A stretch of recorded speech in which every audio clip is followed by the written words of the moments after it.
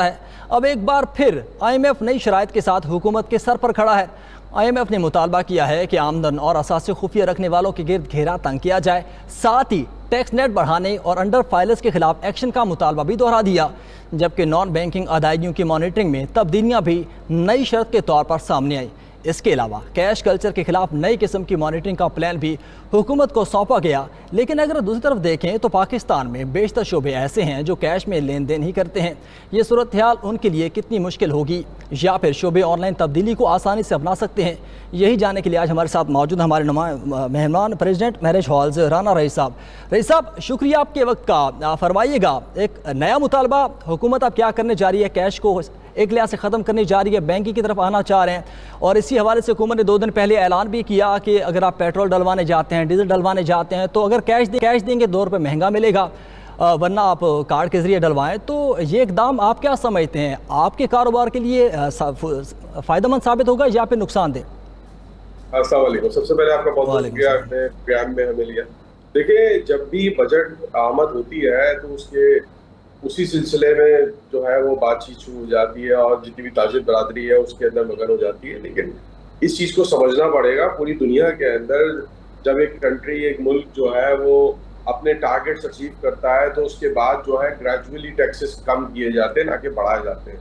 और मैं समझता हूँ कि हमारे यहाँ जो है पिछले 2-3 सालों से टारगेट अचीव हो रहे हैं, बल्कि टारगेट जो है अचीव तो हो ही रहे हैं, साथ में वो उससे ज़्यादा जनरेट करके दे रहे हैं। तो इस सिलसिले के अंदर देखिए, नई पॉलिसियां देनी और नए मामला लेके आना, वो भी बगैर जो है स्टेक होल्डर्स को बिठाए, मैं समझता हूँ ये हिमाकत है और ये सारी गलतियां हैं। अगर किसी कारोबारी शख्सियत को, अगर किसी कारोबारी एसोसिएशंस को, ओहदेदारों को, अगर ये हमारे साथ बैठे, एसोसिएशंस के साथ बैठे, तो मैं समझता हूँ कि वो अच्छा मशवरा मिल सके और फ्रूटफुल रिजल्ट आ सके। अब आप ये देखें कि हमारी इंडस्ट्री के ऊपर इन्होंने विद होल्डिंग टैक्स लगाया हुआ। हमारा इसके ऊपर मौक़िफ़ था कि आपने हमें जो है वो थर्ड पार्टी एजेंट बना दिया है कि हमने जो तकरीब बुक कराने वाला है उससे विद होल्डिंग टैक्स कलेक्ट करना है और वो आपको डिलीवर करना है। तो हम वक्ता माकूल तरीके से इनके पास जमा करा रहे हैं, लेकिन उसके अंदर हमारी कुछ तजावीज़ थी। अब वो तजावीज़ के लिए हम जब बात करते हैं FPR के ऑफिस में, वो कहते हैं कि हम पॉलिसी मेकर नहीं है, आप इस्लामाबाद रुजू करें। तो ये वो सारी चीज़ें होती हैं, जब पॉलिसी बन रही होती है उसके अंदर वो अमेंडमेंट हो सकती है, उसके बाद अमेंडमेंट होना बहुत मुश्किल होता है। जैसे आप विद होल्डिंग टैक्स की बात करें, उसके अंदर इन्होंने एक प्रोविजन रखा हुआ है नॉन फाइलर्स का।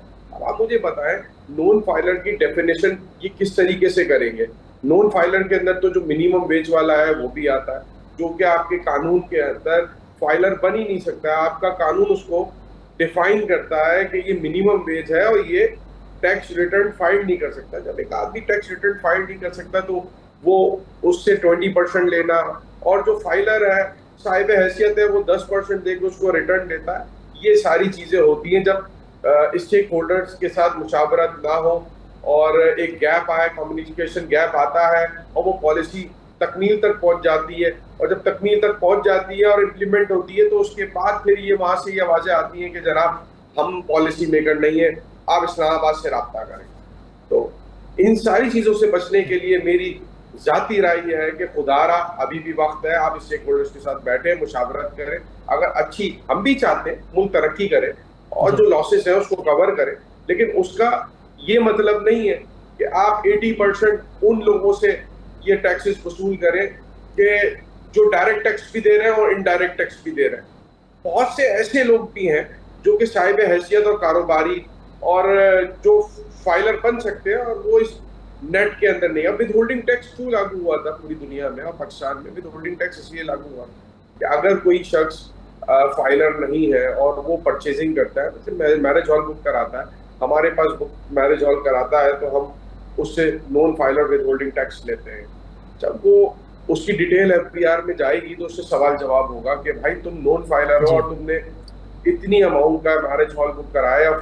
आप भी ब्रेक से पहले तजावीज़ की बात कर रहे थे। अब मसला ये है कि स्टेक होल्डर्स को हुकूमत बुलाती है, तजावीज़ लेती है, उनके तहफ़्फ़ुज़ात सुनती है, लेकिन हुकूमत को साथ में IMF को भी देखना होता है। आप विद होल्डिंग टैक्स के हवाले से भी बात कर रहे थे, तो आप लोगों की जानब से क्या तजावीज़ दी गई थी? देखिए, ये आपसे ही हमें न्यूज़ मिल रही है कि बजट से पहले स्टेक होल्डर्स को ये लोग बुलाते हैं, मुशावरत करते हैं, ऐसा कुछ नहीं है, आज तक कभी ऐसा नहीं हुआ।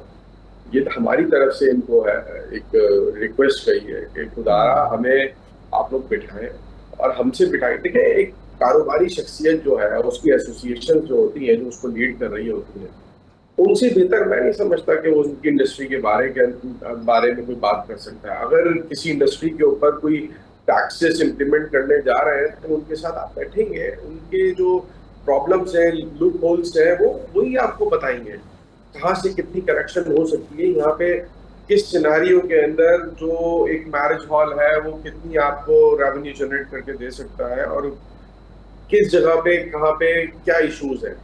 तो देखें, ये हमेशा यही करते हैं, विदहोल्डिंग टैक्स की भी बात करें या इनकम टैक्स की भी बात करें और जीएसटी की भी बात करें, पूरी दुनिया में तो टारगेट्स अचीव होते हैं तो उसके बाद ग्रेजुअली कम होता है। विदहोल्डिंग टैक्स हमेशा जो है वो जब आगे बढ़ता है तो उसको कम किया जाता है। ये सिर्फ हमारे यहाँ, सिर्फ पाकिस्तान में ऐसा होता है कि यहाँ पे ग्रेजुअली बढ़ाया जाता है, कम नहीं किया जाता।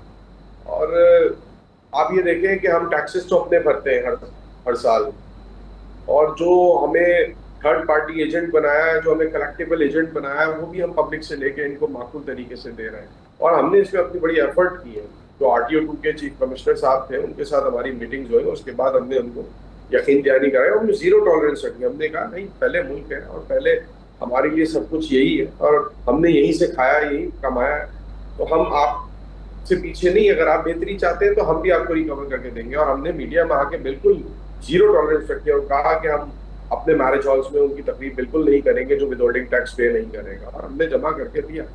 मसला इशू आता क्या है? इशू आता क्या है जब इसके अंदर बहुत सारे ऐसे लोग हैं जो एलिजिबल नहीं है विदहोल्डिंग टैक्स के लिए। अब वो 20% दे रहा है, आप बात को समझे, वो 20% दे रहा है और आपके FBR के बायलॉज बनते नहीं है उसे 20% वो चार्ज करे और उसको रिफंड ना दे सके। अब एक मजदूर है जो डेली वेजर है, वो अपनी मजदूरी करता है, क्या आप समझते हैं कि वो अपने टैक्स रिटर्न फाइल कर सकता है? और आपके FBR के बायलॉज भी हैं कि वो टैक्स रिटर्न फाइल नहीं कर सकता। तमाम स्टेक होल्डर्स तावन करने के लिए तैयार हैं, लेकिन देखना ये होगा कि